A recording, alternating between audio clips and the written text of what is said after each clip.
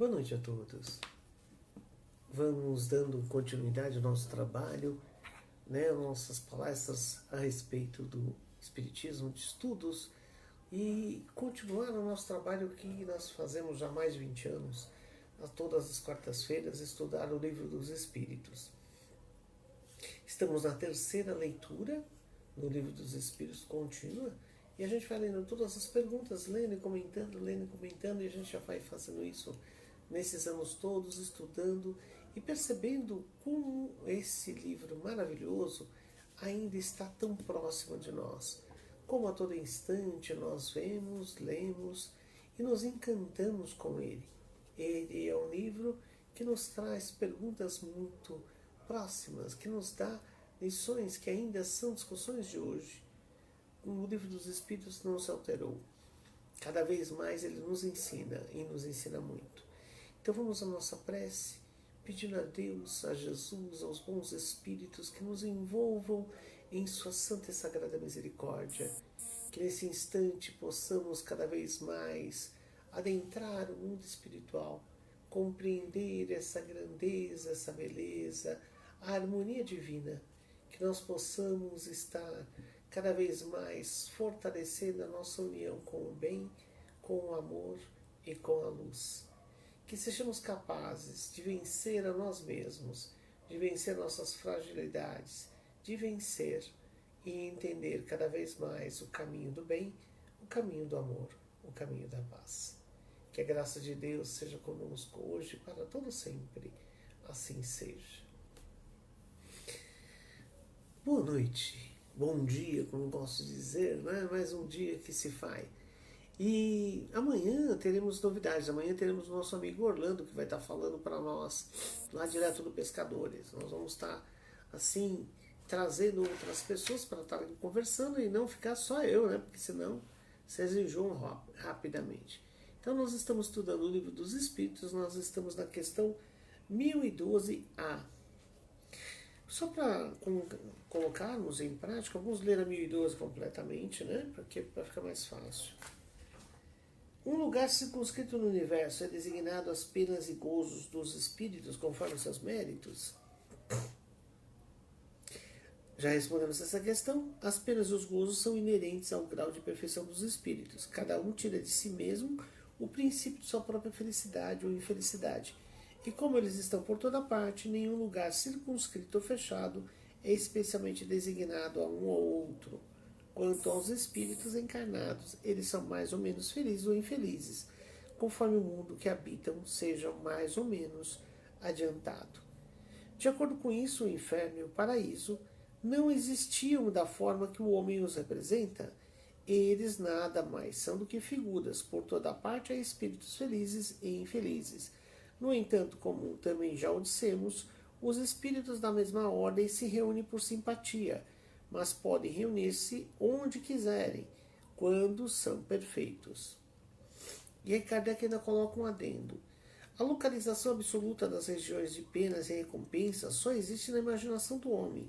Provém de sua tendência a materializar e circunscrever as coisas, cuja essência infinita não lhe é possível compreender.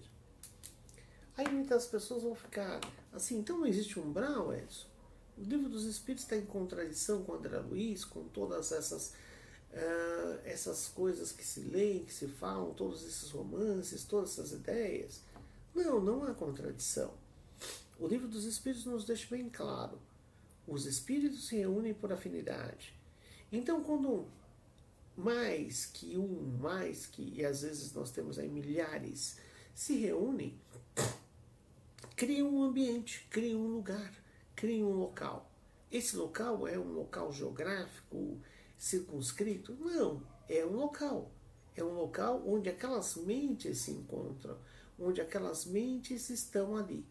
E elas essa proposta delas é a proposta de se machucarem, de se punirem, de se baterem, de se causarem dor. Então lá elas se reúnem por conta de sua ideia de horror, ideia de dor, ideia de sofrimento. Lá eles se reúnem e Deus o permite permite que eles se reúnam, permite que eles se coloquem, porque neste local é o local adequado para eles. É o local onde eles se sentem bem, onde eles se sentem felizes, onde eles estão realmente dentro do seu propósito. No livro, um dos livros muito interessantes de André Luiz, No Mundo Maior, nós vamos encontrar o avô de André Luiz. Olha que interessante, o avô de André Luiz, ele vai encontrá-lo numa caverna fétida, horrorosa, em que lá ele vê o avô e muitos outros espíritos naquela caverna imensa, muitos espíritos ali brigando por montanhas de cocô, de fezes, de excrementos. E lá cada um busca ter mais montanhas de excrementos. E nós vemos aquela situação vexatória, absurda, em que é uma luta ferrenha para que se tenha cada vez mais excrementos. André Luiz fica estarrecido com aquilo, não entende como aquilo pode acontecer, mas o mentor lhe passa e pede para ele tocar o seu avô. Quando ele toca o avô, ele vê o que o avô vê. E o avô está vendo naquele instante montanhas de dinheiro, de ouro. Ele se encanta e fica impressionado como o avô pensa naquele montanha de dinheiro. E por compensar em montanhas de dinheiro, ele, como um tio Patinhas da época, se arvora no dono daquela montanha e briga por aquela montanha e briga ferozmente para ser aquele que tem mais dinheiro. Ele era um dos donos de uma das montanhas maiores daquela caverna. Mas ali havia lutas constantes para ver exatamente quem era dono do dinheiro. É uma coisa muito interessante se a gente pensar que nós brigamos o tempo todo por termos dinheiro, por termos coisas, termos, e vamos lutando para ter coisas, E no final das contas descobrimos que não temos nada, só um monte de excremento, um monte de nada, um monte de coisas vazias, um monte de coisas inúteis, totalmente desnecessárias. Juntamos um monte de porcaria, à toa, para nada, invalidando a nossa atitude, invalidando a nossa proposta, invalidando a nossa vida. Juntamos aquele monte de coisas inúteis, um monte de porcarias, literalmente. E ali vivemos aquela com sofreguidão, todos aqueles momentos, aqueles instantes, aquelas dores, brigando e lutando ferozmente para termos nada, nada de valor. O grande valor está em ser. Mas aqueles espíritos que estão aprisionados pela ideia material, eles estão tão aprisionados, mas tão aprisionados, que continuam a brigar, e lutar, como se aquilo fosse o mais importante, fosse o melhor, fosse o fundamental na vida deles. E eles lutam. E aí a gente se pergunta, para quê? Para quê? Para quê? Apenas e tão somente para nada. E aí nós começamos a perceber o tamanho do problema. Quantos de nós não estamos ainda lutando para isso e vamos para locais onde vamos viver este nosso inferno particular? Mas se a gente pensar, o avô de André Luiz não estava no inferno. Para ele vivia um céu. Era um lugar lindo. Era um lugar onde ele teria toda a felicidade do mundo em lutar por aquelas moedas. Lutar por aquelas ideias. Lutar para ser o dono de riqueza. Para ter um poder que não vale nada.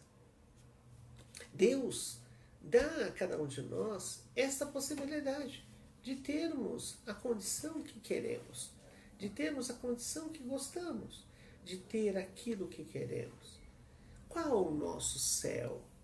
O que é o céu para nós? O que é o inferno para nós? Como esperar que alguém tenha um céu de nuvenzinhas com harpinhas para tocar e falar ali sem fazer nada, sem ser útil para nada. Será que esse é um céu que eu gostaria?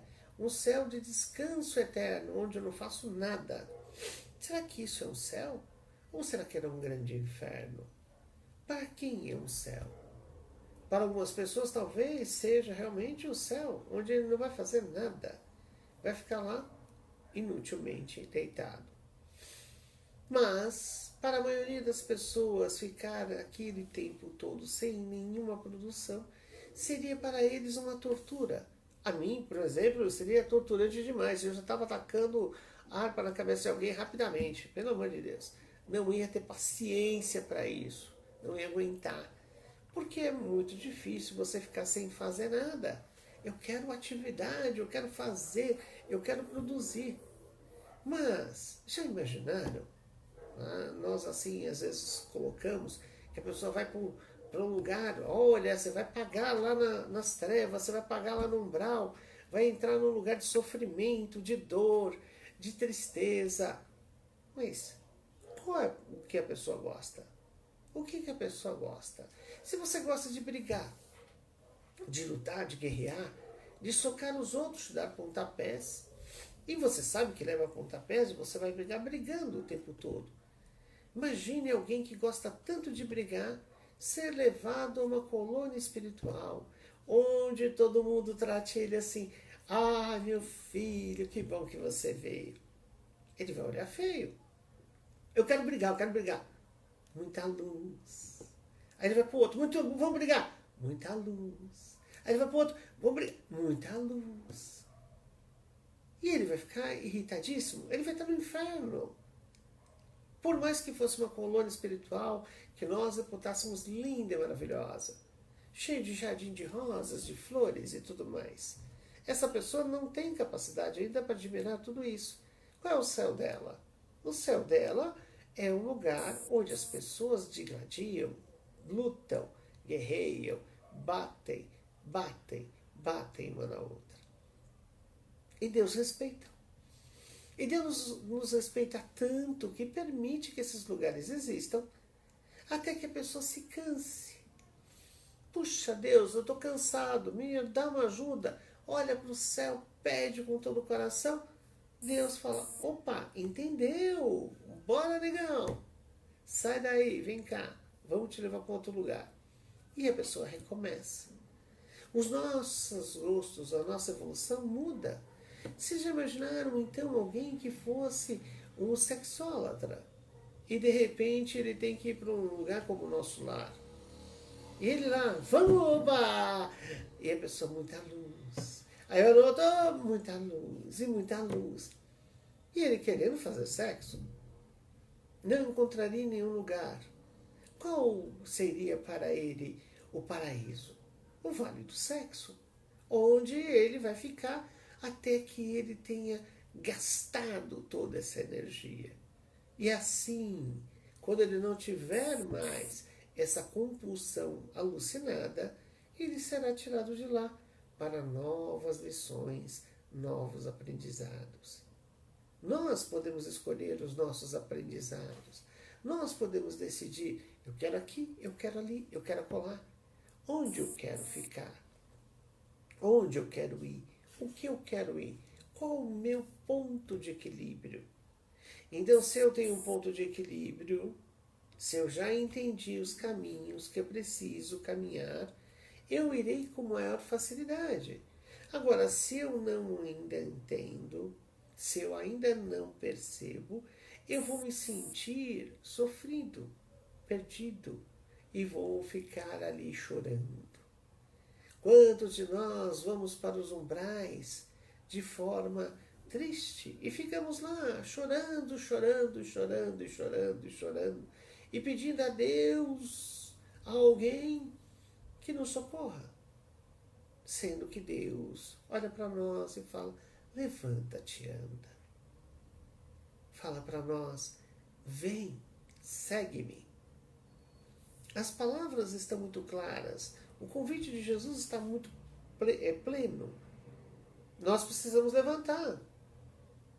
Quando o André Luiz foi tão feliz quando ele escolheu esse termo maravilhoso, umbral. O que é umbral? O umbral é nada mais, nada menos o que nós, como popularmente chamamos de batente. Batente na porta. Então, quando nós ficamos no umbral, nós ficamos exatamente onde? Onde não entramos e nem saímos. Estamos no lugar entre a vontade de sermos luz e ainda a nossa pouca vontade de sair das trevas. Ainda queremos ficar nas trevas, mas não queremos ir para a luz. Porque ir para a luz significa desistir de todas aquelas coisas materiais, desistir de todas aquelas ideias, daqueles sonhos, do sonho, né, de ter muito dinheiro, de ter muitas pessoas lhe servindo, de ser poderoso, de ser o controlador, de ser Deus. Nós queremos desistir, não queremos desistir nada disso. Nós queremos um lugar que seja maravilhoso para nós. E esse lugar egoísta não existe. É esse aprendizado de libertação desse egoísmo, de libertação desta ideia que muitas pessoas continuam presas ao umbral, porque não conseguem se libertar.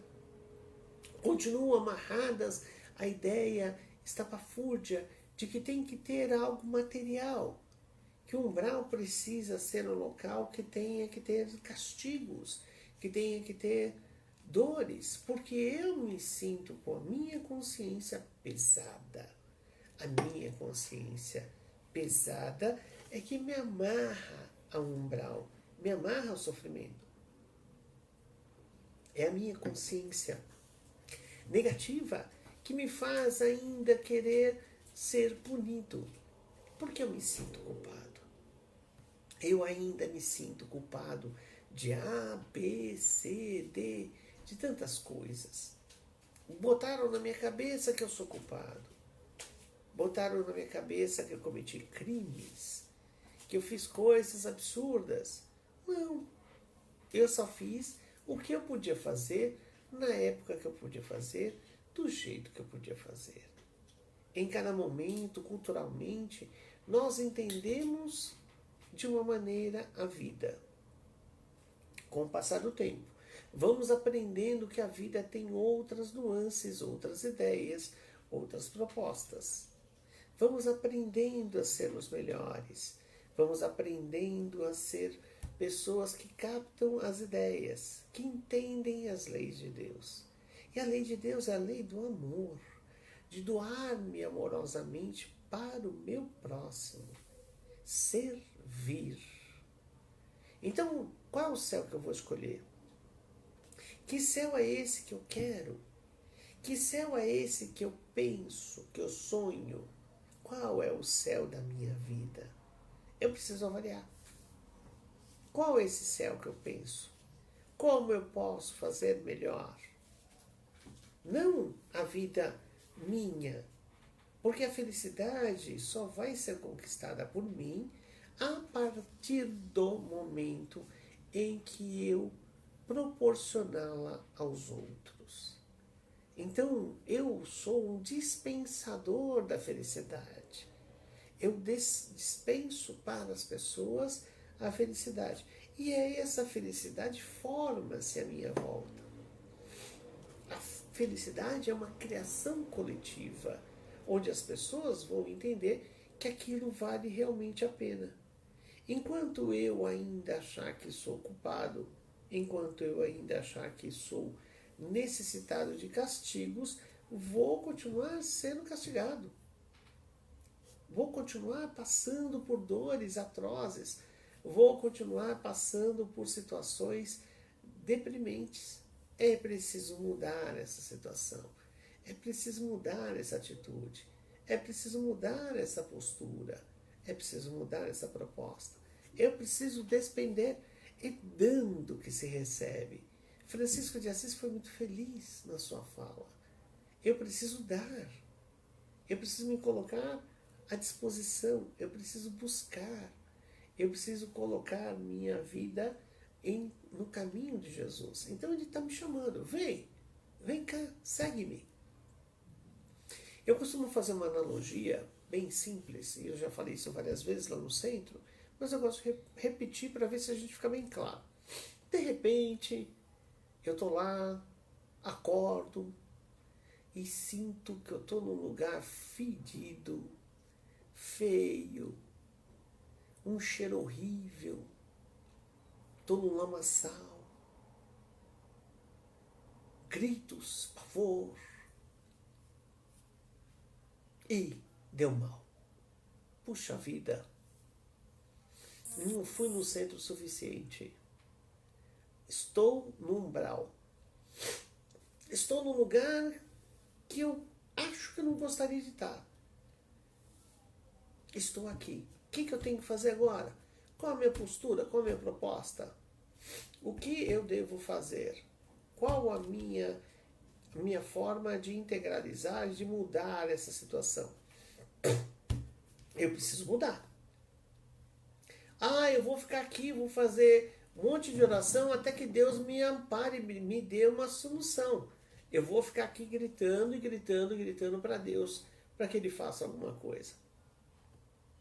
Será que isso vai mudar alguma coisa? Se eu gritar com Deus, vai ter alguma diferença? Ou eu preciso fazer alguma coisa? Mas o que eu vou fazer, Edson? Levante-se e vá ajudar alguém. Levante-se e vá fazer o bem. Levante-se e se doe. Se você fizer isso, se você tomar essa proposta, essa atitude, com certeza em breve você será amparado. Agora, se você está ali e continua ali, porque você se encontrou com aquela ideia de punição, com aquela ideia de sofrimento, com aquela ideia de que eu não estou com muita vontade de ir para a luz. Não sei se eu quero não, esse negócio de ir para a luz. Eu vou ter que largar toda a matéria. Eu vou ter que largar o churrasco, a feijoada. Eu vou ter que largar a televisão, o futebol, a Coca-Cola. Eu vou ter que largar todos os prazeres da carne.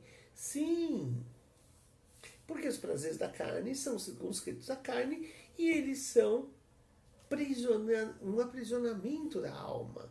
Porque eles nos enganam, não são prazeres de verdade.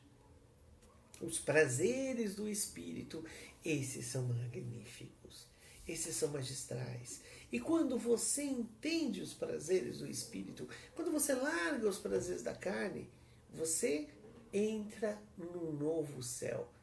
Num outro lugar? Num lugar? Não, aqui. Você entra em tua alma, você apazigua o teu coração. E a primeira coisa que você precisa fazer para apaziguar seu coração é tirar a culpa. Você não cometeu crimes. Você não cometeu pecados. Você errou. Erramos. Sim. Talvez para a época, talvez ainda para esta época, tenham sido crimes. Mas você errou. E errar é algo natural. Nós precisamos aprender com nossos erros. Precisamos aprender com todas as dificuldades que temos. E essas mudanças, essas transformações é que nos dão alegria, que nos dão entendimento, que nos dão fortalecimento, que nos dão capacidade. Então eu preciso aprender. Opa, errei. O que eu tenho que fazer para melhorar? Eu vou consertar esse erro. Foi para isso que reencarnamos, para consertar os erros, para botar ordem na nossa casa interior. Nós não viemos aqui para pagar, nós viemos aqui para transformar, para se educar, para ser pessoas melhores. Nós precisamos botar isso muito forte na nossa cabeça. Nós viemos aqui para ser pessoas melhores. Não há céu, não há inferno. E como eu tenho dito, não há doença. Em tudo isso, há doentes. Há pessoas que erram. E por errarem, entram em conflito, entram em problemas. E essas dores, esses problemas, comem nossa alma. E o inferno se estabelece em nossa mente. Nós ficamos alucinados com dores, com problemas. E aí, quando a gente vai em socorro nos lugares de dor, nós vemos exatamente isso: gritos, gritos lancinantes, pessoas xingando, praguejando, reclamando, chorando. Por quê? Porque ainda não soltaram-se da matéria, não se libertaram da matéria. Alguns continuam aqui presos ao mundo da carne, tentando viver a vida dos encarnados, fumando, comendo, bebendo, fazendo toda uma série de atividades que já não lhe pertencem mais. Continuam às vezes odiando, e vejam que tolice. Estão odiando alguém há talvez 500, 600 anos, sendo que podiam estar com as pessoas que o amam. E muitas vezes esse esclarecimento precisa ser prestado. Os espíritos precisam entender isso, que eles estão à toa, junto de pessoas que eles não precisariam estar. Ah, mas ele tem ódio, tá? Eu fiz alguma coisa para ele. Se eu fiz com a intenção melhor do mundo. Na época eu entendia que aquilo era o correto. Na época eu entendia que aquilo era o mais certo. Quantos aí estão hoje ainda errando? E não erram porque são maus. Eles erram porque são ignorantes. O grande problema da humanidade é a ignorância.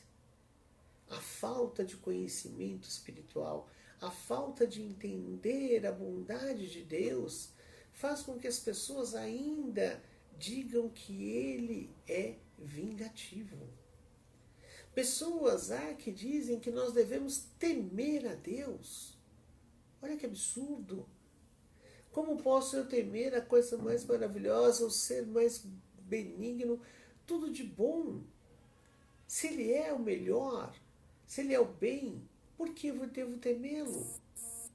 Ah, porque eu faço coisa errada? Mas Ele sabe. Ele sabe tudo o que faço. Ele sabe que nesta época de minha vida eu faria isso. Porque eu sei que Ele é onisciente. Então Ele tem um projeto, Ele sabe que dentro desse projeto eu iria errar. E eu ia errar muito. Não vejo por que Ele vai me punir se Ele já sabia que eu iria errar. E muitas vezes autores ateus fazem essas mesmas perguntas. Se nós fomos criados imperfeitos, por que Ele nos pune? Ele não sabia? Claro que sabia. Então Ele não nos pune? Não. Muito pelo contrário. Ele entende o processo evolutivo. Ele entende o processo de transformação. Ele entende os caminhos que são dados. Ele compreende. E nos dá oportunidades de fazer melhor, de mudar isso.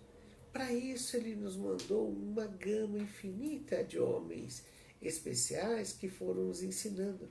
E nos mandou Jesus, o governador planetário, para dizer, não é assim que funciona, é do meu jeito.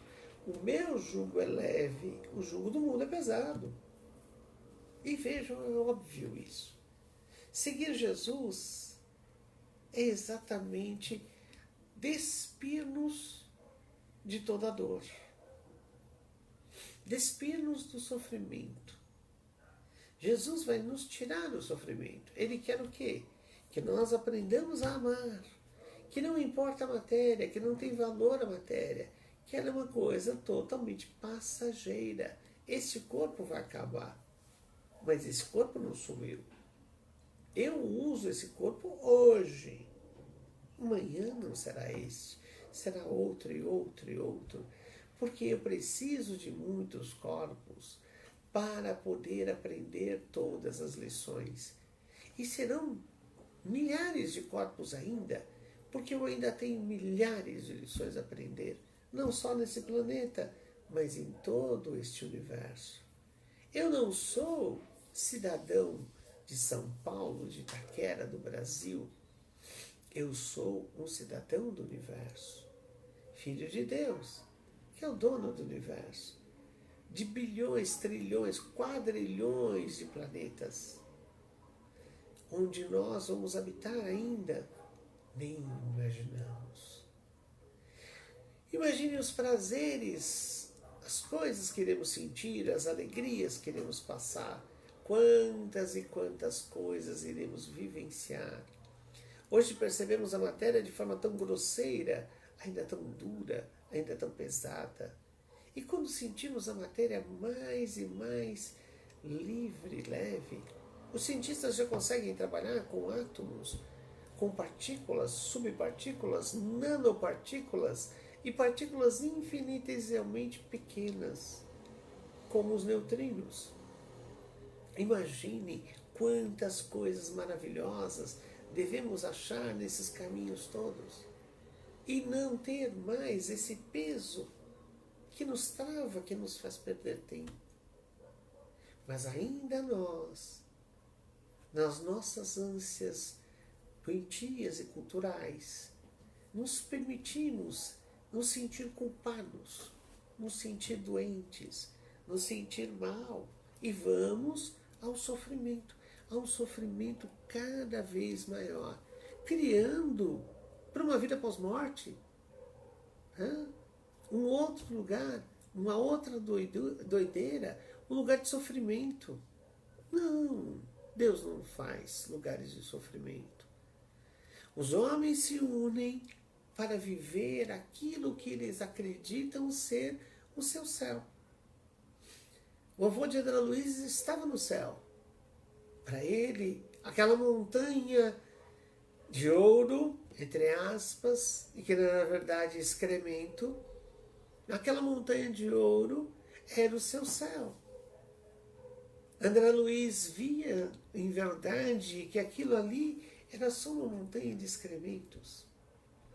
E que ele, seu avô tão querido, ainda não conseguia entender. Ainda não conseguia perceber. Ele queria abranger a mente desse avô e tentar ajudá-lo e tentar esclarecê-lo.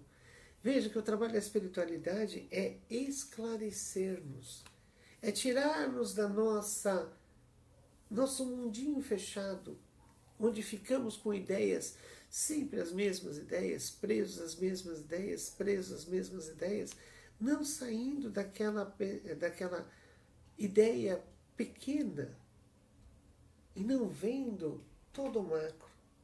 Nós precisamos ver que estamos muito além desta doença, muito além de todas as coisas, muito além, porque somos cidadãos do universo. Quando entendemos isso, a nossa vida ganha uma projeção inimaginável. Deixamos de ser tão pequenos, deixamos de ser tão infantis. Esse corpo, ele é útil enquanto nos serve para alguma coisa. E aí Jesus nos dá uma dica muito interessante, que ele diz assim, que aquele que procurar preservar a sua vida, perdê-la. Mas aquele que despender de sua vida, aí sim ele conquistará a vida da verdade. Então a vida da matéria, ela é para ser útil e não para ser preservada, cuidada, imaculada. Não, a vida da matéria é um veículo. Ela não pode ser maior que o espírito. Enquanto nós procuramos preservar a vida de uma forma totalitária, perdemos a oportunidade de fazer deste mundo um lugar feliz. E quantos não estão aí juntando seus tesouros, suas moedas, que são apenas excrementos? Quantos não estão juntando excrementos e juntando excrementos e juntando excrementos? Dizendo-se ricos, poderosos, importantes. E não há importância nenhuma. Porque quando saímos do corpo, voltamos à nossa condição de iguais. Lá não somos donos de empresa, presidentes, governadores, altas autoridades, somos apenas irmãos, pessoas iguais. Mas, ainda assim, espíritos atormentados por estas ideias vão procurar reunir outros espíritos atormentados e criar verdadeiros locais onde as trevas vão estar colocadas dentro de si mesma. As trevas de dentro de si, a ideia de poder, a ideia de que são pessoas importantes. E se dão títulos e se criam ideias, como aqui criamos imperadores, criamos reis, criamos qualquer tipo de bobagem. Lá também terão pessoas que vão se dizer mais poderosas do que poderosas. Eu costumo dizer aos espíritos que vêm nas nossas sessões de obsessão uma coisa muito simples. Eles falam, eu sou poderoso isso, poderoso aquilo lá, poderoso, e dizem os nomes e se acham, se nomeiam. E eu sempre digo a eles, você é poderoso? De verdade? Então cura. Então conserta. O poderoso cura. Ah, não, eu sou poderoso de quebrar. Quebrar qualquer um quebra. Quebrar você não precisa de nada para isso. Você não precisa de cérebro, não precisa de inteligência, não precisa de nada. Os espíritos mais simplórios quebram. Então quebrar é fácil. Se pegar um pedaço de pau na mão, então com certeza arrebenta tudo. Qual a vantagem disso? Qual a vantagem de quebrar? Poder é cura. É esse entendimento que Jesus está nos mostrando ali muito claramente. Quem tem o poder? Aquele que cura. E aquele que cura não faz propaganda. Não fica falando e se dizendo super maravilhoso, feliz. Não. Quem cura é humilde. Porque sabe, como Jesus também nos diz, que quando tivermos feito tudo, mas tudo que tínhamos que fazer, não fizemos mais que a nossa obrigação. Olha que fantástico isso. Quando eu tiver feito tudo, eu não fiz mais que minha obrigação. Então minha obrigação é fazer, minha obrigação é realizar, minha obrigação é produzir. Eu estou produzindo? Eu estou realizando? Eu estou me colocando à disposição a fazer o bem, a transformar as coisas? Eu estou fazendo isso? Eu estou realmente produzindo a felicidade ao meu redor? Ou eu estou produzindo medo, a tristeza, a angústia, a dor? As pessoas me amam ou querem estar perto de mim? Ou as pessoas me detestam e me veem pelas costas? Eu preciso olhar para isso e perceber como um feedback o que eu estou fazendo. Qual a minha proposta? Porque muitas vezes nós dizemos que queremos fazer o melhor. Sim, todos querem fazer o melhor. Em todos os momentos, todos os ditadores, todos os agressores, todos os facínoras quiseram fazer o melhor. Ninguém pensa no pior. Mas o melhor para quem? Eu costumo dizer que é um grande momento da gente pensar que muitas vezes nós não entendemos ainda a ideia da moralidade do Cristo. E nós vivemos, a maioria das pessoas, na moralidade da tribo. Ou seja, para minha tribo, tudo de melhor. Para a tribo dos outros, que se lasque. Não. Eu quero o melhor para mim. Não. Eu quero o melhor para mim e para os meus? Também não. Eu quero o melhor para todos. Sim. Quando eu quero o melhor para todos, aí de verdade eu consigo que as coisas fiquem boas. é exatamente nesse momento que eu consigo fazer o melhor, realmente ser efetivo na minha proposta. É nesses instantes que eu consigo acometer-me de luz e transformar minha vida. Eu começo a transformar minha vida. É esse o momento. Quando eu proponho esta ideia generosa de fazer o melhor, aí nós entramos na moral do Cristo. Não é mais a moral da tribo. Não importa a minha tribo, importa a humanidade. Importa a todos. Que a felicidade se instaure em todos. Que as pessoas sejam felizes. E é isso que o Cristo fala. Olha, doa tudo que você tem. Doa tudo que você pensa. Doa tudo que você olha para a vida. Doe. Doe. Porque você transforma a vida das pessoas e deixa elas felizes. E não é doar só as coisas materiais, mas doe-se. Doe-se. Pare de se preocupar com a materialidade e doe-se. E não importa o que vai acontecer. E não importa o dia de amanhã.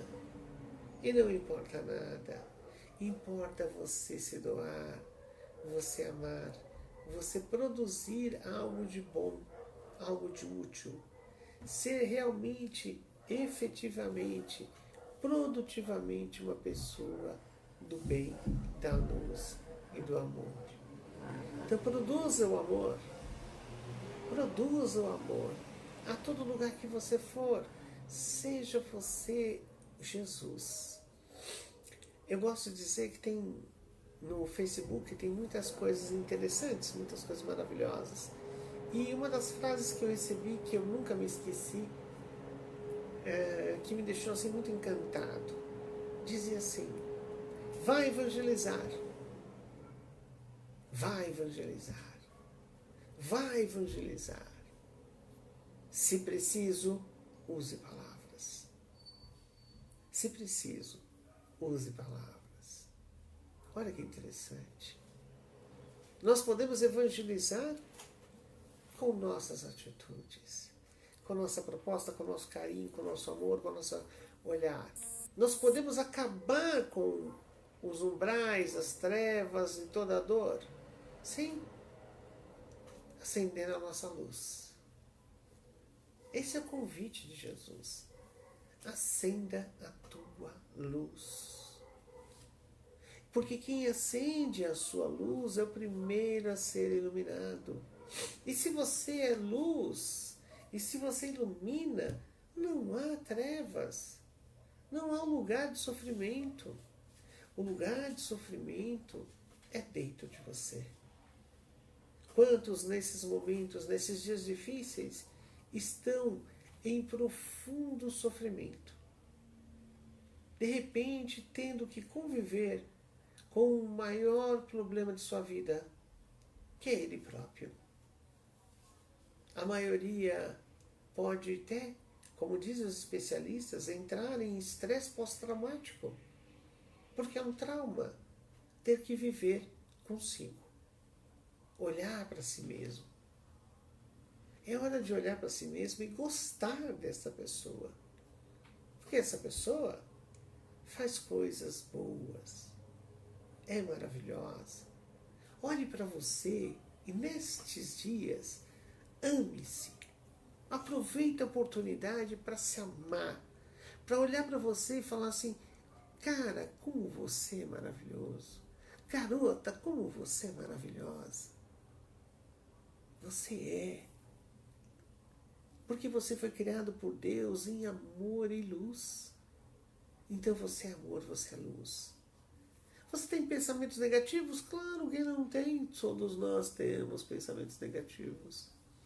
Você tem coisas negativas na sua vida? Tem. Você erra, erra. E graças a Deus que erra. Como eu disse, já disse em várias palestras minhas, se a gente não errasse, a gente já era desencarnado. E lá no Evangelho segundo o Espiritismo nós temos uma frase maravilhosa. Se fosse um homem de bem, teria morrido. Eu, como passei por um grande problema em 2019, posso dizer isso de carteirinha. Ainda bem que eu não sou um homem de bem, senão eu teria morrido. Olha que oportunidade. Estou aqui, ainda tenho muito o que melhorar, crescer, conhecer, aprender com essa vida. E Deus está me dando essa chance, e está dando a cada um de nós essa oportunidade de, nesses dias, sermos luz, sermos amor, pregarmos a luz, pregarmos o amor. Já que não podemos estar tão próximos das pessoas por conta de todas as dificuldades que para passamos, que possamos ir nos nossos Facebook, nas nossas mídias sociais diversas, e falar de amor. E falar de coisas boas. E pensar coisas boas. E trazer esse coração generoso para nós. Façamos isso. Façamos um projeto de amor. Tiremos esse inferno de nossa mente. Vamos para o céu. O céu daqueles que fazem um mundo melhor. Somos capazes. Somos luz. Eu gosto de pensar sempre que Jesus nos dá uma clareza muito grande. Deus faz chover sobre justos e injustos. Então vamos colher essa chuva. Vamos colher essa chuva de luz e absorvê-la. E usar essa chuva de luz para imantar o nosso coração, para que possamos, mais do que nunca, vibrar e brilhar e brilhar e brilhar intensamente. Que nós possamos ser luz. Uma chuva de luz também na vida de tantas pessoas que estão à nossa volta. É a oportunidade. Evangelize. Evangelize todos que estão com você. Não com palavras, mas com atitudes. É com esse desejo, é com esta ideia que nós vamos encerrando por hoje. E novamente entrando em nossos corações, em nossa alma, pensando em Jesus. Vibrar. Pedir a Deus que na sua infinita misericórdia nos use. Que Ele possa ajudar a nos acender. Sim, que possamos estar acesos, brilhando. E Ele nos dá um combustível para que esse brilho fique cada vez maior. Que em toda São Paulo, que em toda Brasil, possamos brilhar. E acender, e brilhar, e brilhar e acender. Para todos esses irmãos que estão desencarnando em grandes levas, para que eles possam receber esse brilho maravilhoso.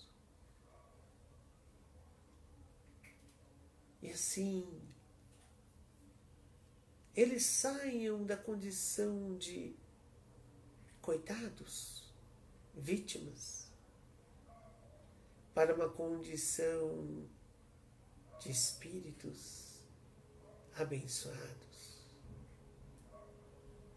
Todos são abençoados. Todos recebem o amor. E que nós sejamos aqueles que, junto de Deus, jorram o amor sobre todos aqueles que estão à nossa volta. Obrigado, Jesus. Obrigado, Deus. Obrigado, bons espíritos. Que o seu amor esteja conosco hoje e para todo sempre. Assim seja. Graças a Deus. Obrigado, gente. E amanhã O Orlando vai estar aqui no horário 19h30. Um abraço, um beijo bem gostoso, um abraço bem intenso, com muita alegria, muito amor. Em breve estaremos todos juntos, nos abraçando de fato. Fiquem com Deus.